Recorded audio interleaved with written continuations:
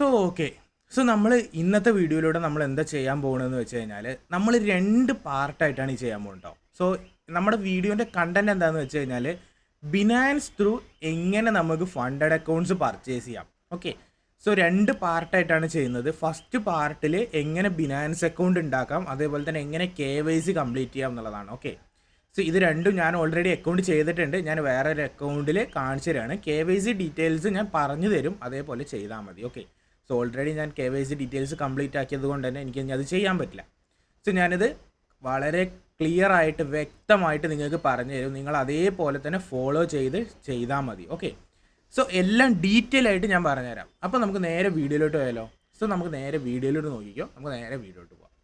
First തന്നെ നിങ്ങൾ എന്ത് ചെയ്യണമെന്ന് വെച്ച് കഴിഞ്ഞാൽ ബിനാൻസ് അല്ലാന്നുണ്ടെങ്കിൽ ഞാൻ തരുന്ന ലിങ്ക് ഉപയോഗിച്ചിട്ട്, ഡിസ്ക്രിപ്ഷനിൽ ലിങ്ക് ഉണ്ട്, ഈ ലിങ്ക് ഉപയോഗിച്ചിട്ട് നിങ്ങൾക്ക് കയറാം.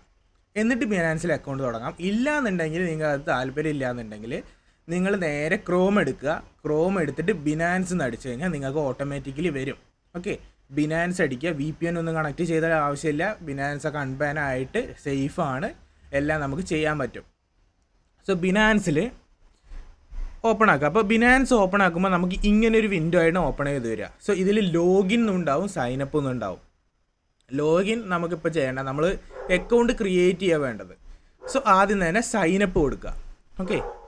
സൈനപ്പ് കൊടുത്തു കഴിഞ്ഞാൽ ആദ്യം തന്നെ നിങ്ങളോട് മൊബൈൽ നമ്പർ അല്ലെങ്കിൽ ഇമെയിൽ ചോദിക്കും. അത് നിങ്ങൾ എന്ത് ചെയ്യണമെന്ന് വെച്ച് കഴിഞ്ഞാൽ ഇവിടെ അടിയിൽ ഗൂഗിൾ എന്ന് പറഞ്ഞ ഓപ്ഷൻ ഉണ്ടാവും. അതിൽ നിങ്ങൾ ഏത് അക്കൗണ്ട് ആണോ ആ അക്കൗണ്ട് ചൂസ് ചെയ്തിട്ട് നിങ്ങൾ അത് റെഡിയാക്കുക. ഓക്കെ. ആ അക്കൗണ്ട് ചൂസ് ചെയ്യുക. ഞാനിവിടെ അക്കൗണ്ട് ചൂസ് ചെയ്തു. ഞാൻ എൻ്റെ സെക്കൻഡറി അക്കൗണ്ട് ചൂസ് ചെയ്തു. ഞാൻ പ്രൈവസി ആൻഡ് ടേംസ് ഒക്കെ അക്സെപ്റ്റ് ചെയ്ത് കൊടുക്കുക. ഓക്കെ. വെൽക്കം അബ്രോഡ് എന്ന് പറഞ്ഞിട്ട് വരും. എന്നിട്ട് do you have invite optional, അതായത് നിങ്ങൾ ആരെങ്കിലും ഇൻവൈറ്റ് ചെയ്തതാണോ ചോദിക്കുക. ഇപ്പം എന്നെ ആരും ഇൻവൈറ്റ് ചെയ്തതല്ല. നിങ്ങൾക്ക് എൻ്റെ ലിങ്ക് എടുക്കാൻ താല്പര്യം ഉണ്ടെന്നുണ്ടെങ്കിൽ നിങ്ങൾ യെസ് കൊടുത്തിട്ട് എൻ്റെ റെഫറൽ ലിങ്ക് കൊടുക്കുക. ഓക്കെ. എന്നിട്ട് അവിടെ ചോദിക്കും, കാര്യങ്ങളൊക്കെ ചോദിക്കും. നിങ്ങൾക്ക് വേണമെന്നുണ്ടെങ്കിൽ അങ്ങനത്തെ ഡീറ്റെയിൽസും കാര്യങ്ങളൊക്കെ കൊടുക്കാം. ഇതിന് ശേഷം നിങ്ങളടുത്ത് മെയിനായിട്ട് ചോദിക്കുന്ന കാര്യങ്ങളാണ് സൈനപ്പ് പ്രൊസീജിയേഴ്സൊക്കെ കഴിഞ്ഞു കേട്ടോ. ഫസ്റ്റ് തന്നെ പറയുകയാണ്, സൈനപ്പ് പ്രൊസീജിയേഴ്സ് കഴിഞ്ഞു. വളരെ സിമ്പിളായിട്ടുള്ള സൈനപ്പ് പ്രൊസീജിയേഴ്സും കാര്യങ്ങളുമാണ്. അടുത്തതായിട്ട് ചോദിക്കുന്നത് KYC ഡീറ്റെയിൽസ് ആണ്. ഈ KYC ഡീറ്റെയിൽസിൽ നിങ്ങൾ ആദ്യം കൊടുക്കേണ്ടത് ഏതാണ്? നിങ്ങളുടെ ആധാർ കാർഡാണ്. ഡിജിറ്റൽ വിത്ത് ഡിജി ലോക്കർ വെച്ചിട്ട് നിങ്ങൾ അത് ചെയ്യണം. ഓക്കെ. ഇവിടെ എല്ലാം കൊടുക്കുക. ഇനിയിപ്പോൾ നിങ്ങൾ പുറത്തുള്ള രാജ്യത്തു നിന്നാണ് ചെയ്യണതെന്നുണ്ടെങ്കിൽ ഓക്കെ, നിങ്ങൾക്ക് അനദർ നാഷണാലിറ്റി ആണ്. ഇന്ത്യ അല്ല.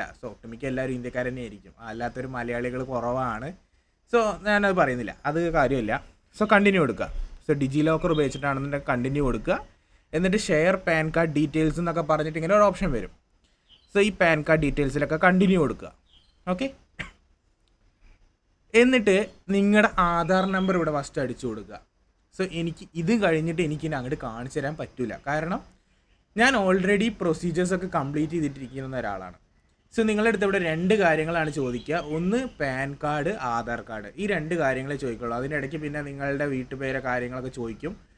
അതേപോലെ തന്നെ നിങ്ങളുടെ വയസ്സ്, സെക്സ് കാര്യങ്ങളൊക്കെ ചോദിക്കും. ഓക്കെ. ഈ കാര്യങ്ങളൊക്കെയാണ് മെയിനായിട്ട് ചോദിക്കുക. ഇതൊക്കെ അടിച്ചു കൊടുത്ത്, ഇതൊക്കെ നിങ്ങൾ അറിയുന്ന കാര്യം തന്നെയാണ്. എന്തെങ്കിലും ഡൗട്ട് ഉണ്ടെന്നുണ്ടെങ്കിൽ അതിന് വാട്സപ്പ് ലിങ്ക് കൊടുക്കാം. നിങ്ങൾക്ക് ഡയറക്റ്റ് എനിക്ക് മെസ്സേജ് അയച്ചാൽ മതി. ഈ KYCൻ്റെ ഡീറ്റെയിൽസ് മാത്രമേ ഞാൻ ഇവിടെ കാണിക്കാത്തുള്ളൂ. ഓക്കെ. അത് ചിലപ്പോൾ കോപ്പിറൈറ്റിൻ്റെ വല്ല പ്രശ്നങ്ങളൊക്കെ വന്നു കഴിഞ്ഞാൽ ചിലപ്പോൾ പണി കിട്ടും. അതുകൊണ്ട് ഞാനത് കാണിക്കുന്നില്ല. കാരണം എനിക്ക് ഇനി അങ്ങോട്ട് മുമ്പോട്ട് പോകാനും പറ്റില്ല. കാരണം ഞാനിത് ഓൾറെഡി കംപ്ലീറ്റ് ചെയ്തതല്ലേ. ഇത്രയും കാര്യങ്ങളാണ് മെയിനായിട്ട് ചെയ്യാനുള്ളത്.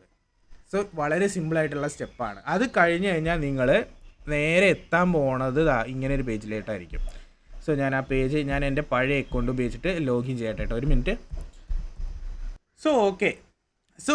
നിങ്ങൾ അക്കൗണ്ട് ലോഗിൻ ചെയ്തു, അതായത് നിങ്ങൾ സൈനപ്പ് ഒക്കെ ചെയ്ത് എല്ലാം കംപ്ലീറ്റ് ആയി കഴിഞ്ഞ് കഴിഞ്ഞാൽ ഇങ്ങനൊരു പേജാണ് ഓപ്പൺ ആയിട്ട് വരിക കേട്ടോ. ഇവിടെ ഞാൻ KYC കംപ്ലീറ്റ് ആക്കിയിട്ടില്ല. KYC കംപ്ലീറ്റ് ആക്കാത്ത അക്കൗണ്ടാണ്. KYC കംപ്ലീറ്റ് ആക്കിയാലും കംപ്ലീറ്റ് ആക്കിയില്ലെങ്കിലും ഇങ്ങനെ തന്നെയാണ് വരിക. കംപ്ലീറ്റ് ആക്കി കഴിഞ്ഞാൽ മാത്രമേ നിങ്ങൾക്ക് വിഡ്രോ അടിക്കാൻ പറ്റുള്ളൂ, ഡെപ്പോസിറ്റ് ചെയ്യാൻ പറ്റുള്ളൂ. ഓക്കെ. ഡെപ്പോസിറ്റ് ചെയ്യാൻ ചിലപ്പോൾ പുതിയ അപ്ഡേറ്റിൽ എനിക്ക് തോന്നുന്നു KYC കംപ്ലീറ്റ് ആക്കാൻ ആദ്യം പറ്റും തോന്നുന്നുണ്ട്. പക്ഷേ എനിക്ക് തോന്നുന്നില്ല ഒരു എമൗണ്ടിൻ്റെ മേലെ പറ്റുന്നുള്ളത്. നമുക്ക് എന്തായാലും നോക്കി നോക്കാം.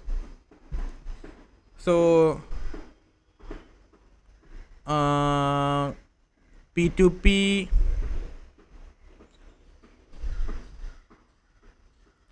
ഓക്കെ, നമുക്ക് പറ്റും. INR ഉപയോഗിച്ചിട്ട് വാങ്ങാൻ പറ്റും. ഓക്കെ. സിമ്പിളായിട്ട് തന്നെ നമുക്ക് വാങ്ങാൻ പറ്റും. അതായത് നമുക്ക് P2P വാങ്ങാൻ പറ്റും. നമുക്ക് ഒരാളെ നിന്ന് നമുക്ക് വാങ്ങാൻ പറ്റും. ഏകദേശം ഇപ്പോൾ ഞാൻ അസറ്റ് വെച്ചിരിക്കുന്നത് USDT ആണ്. ഒരു USDTക്ക് ഏകദേശം 102 രൂപയുണ്ട്. 102 രൂപ ഏകദേശം കൊടുക്കണം, എന്നാലേ ഒരു USDT കിട്ടുകയുള്ളൂ. സോ US ഡോളറിൻ്റെ പൈസയൊക്കെ കൂടിയത് കൊണ്ട് തന്നെ USDT നല്ല വിലയായിട്ടുണ്ട്. ഞാൻ അവസാനം ബിനാൻസ് യൂസ് ചെയ്യുന്ന ടൈമിൽ ഏകദേശം 94 രൂപയോ എന്തോ ആയിരുന്നു ഉണ്ടായിരുന്നത്. 96 രൂപ എന്തോ ആയിരുന്നു. ഇപ്പോൾ 102 രൂപയായി. സോ ഡോളറിൻ്റെ ഏകദേശം 95 രൂപയോളം ആയിട്ടുണ്ട്. USDTൻ്റെ വില അതുകൊണ്ട് തന്നെ കൂടിയിട്ടുണ്ട്. സോ നിങ്ങൾക്ക് ഇവിടെ എല്ലാം കാണാൻ പറ്റും. ബൈ ക്രിപ്റ്റോ എന്നുള്ള ഓപ്ഷൻ കാണാൻ പറ്റും. അതേപോലെ തന്നെ ഇവിടെ ഉപയോഗിച്ചിട്ട് നിങ്ങൾക്ക് ഏത് വേണേലും വാങ്ങാൻ പറ്റും. അതേപോലെ തന്നെ മാർക്കറ്റ്, എല്ലാ സംവിധാനവും നിങ്ങൾക്ക് ഇതിലുണ്ട്. സോ ജസ്റ്റ് സൈനപ്പ് ചെയ്ത് കഴിഞ്ഞ് കഴിഞ്ഞാൽ ഓക്കെ. സോ അടുത്ത നമ്മുടെ പാർട്ടിൽ ഇനി വരുന്ന വീഡിയോയിൽ, അതായത് നാളെ ഞാൻ ഇതിൻ്റെ ബാക്കി അപ്ലോഡ് ചെയ്യാം. ഇതിൻ്റെ വരുന്ന വീഡിയോയിൽ എങ്ങനെ പർച്ചേസ് ചെയ്യണം, അതേപോലെ തന്നെ എങ്ങനെ ഇതിൻ്റെ കാര്യങ്ങൾ ചെയ്യണം എന്നുള്ളതൊക്കെ ഞാൻ ഡീറ്റെയിൽ ആയിട്ട് ഞാൻ നിങ്ങൾക്ക് കാണിച്ചു തരാം. എൻ്റെ അക്കൗണ്ടിൽ ഞാൻ നിങ്ങൾക്ക് കാണിച്ചു തരാം. സോ ഞാൻ വല്ല ക്രിപ്റ്റോ ഹോൾഡറൊന്നുമല്ല, എൻ്റെ അക്കൗണ്ട് ഉണ്ട്. ആ അക്കൗണ്ടിൽ ഞാൻ എങ്ങനെ പർച്ചേസ് ചെയ്യണം എന്നുള്ളതൊക്കെ ഞാൻ ഡീറ്റെയിൽ വഴിയായിട്ട് കാണിച്ചു തരാം. ഓക്കെ. സോ ഇന്നത്തെ വീഡിയോ ഇത്രേ ഉള്ളൂ. ഈ ഒരു മെയിൻ ഫോക്കസിനാണ് നമ്മൾ ഇന്നത്തെ വീഡിയോ ഉണ്ടാക്കിയിട്ടുള്ളത്. സോ ആർക്കൊക്കെ അറിയാത്തവരുണ്ടോ അവരൊക്കെ എന്തായാലും നല്ല രീതിയിൽ ഇത് അവർക്ക് ഉപകാരപ്പെടുമെന്ന് ഞാൻ വിചാരിക്കുന്നു. ഓക്കെ. ഉപകാരപ്പെടുകയാണെന്നുണ്ടെങ്കിൽ എന്തായാലും ലൈക്ക് ചെയ്യുക, അതേപോലെ തന്നെ കമൻറ്റ് ചെയ്യുക. നിങ്ങളുടെ അഭിപ്രായങ്ങൾ എന്തെങ്കിലും ഇനി എന്തെങ്കിലും മെച്ചപ്പെടുത്താനുണ്ടോ, ഇനി എന്തെങ്കിലും കാര്യങ്ങൾ അറിയേണ്ടതാണ്, അതൊക്കെ ഞാൻ വഴിയെ വീഡിയോ ആക്കിയിട്ട് ചെയ്യാം. ഓക്കെ. സോ ഇത്രയേ ഉള്ളൂ ബിനാൻസിൻ്റെ കാര്യം. ബിനാൻസ് ട്രസ്റ്റബിൾ ആണ്. ഗവൺമെൻറ്റുമായിട്ട് കൊളാബറേറ്റ് ചെയ്തിട്ടാണ് അവർ രണ്ടാമതും കൊണ്ടുവന്നിരിക്കുന്നത്. കൊളാബറേഷൻ അല്ല, ഒരു രീതിയിൽ അവർ സമ്മതിച്ചുകൊണ്ടാണ് ഇന്ത്യയിൽ വീണ്ടും വന്നത്. ഓക്കെ. ഒരു പ്രാവശ്യം ബാൻ ആയിരുന്നു, അവർ തിരിച്ചെത്തിയിട്ടുണ്ട്. ഓക്കെ. സോ എന്തൊക്കെ ടാക്സും സംഭവങ്ങളൊക്കെ ഉണ്ട്. സോ ഇന്നത്തെ വീഡിയോ ഇത്രയേ ഉള്ളൂ. ഇനി ഇതിൻ്റെ രണ്ടാം പാർട്ട് നാളെ എന്തായാലും അപ്ലോഡ് ചെയ്യാം. അപ്പോൾ വെയിറ്റ് ചെയ്തിരിക്കുക. അപ്പോൾ ഓക്കെ, ബൈ.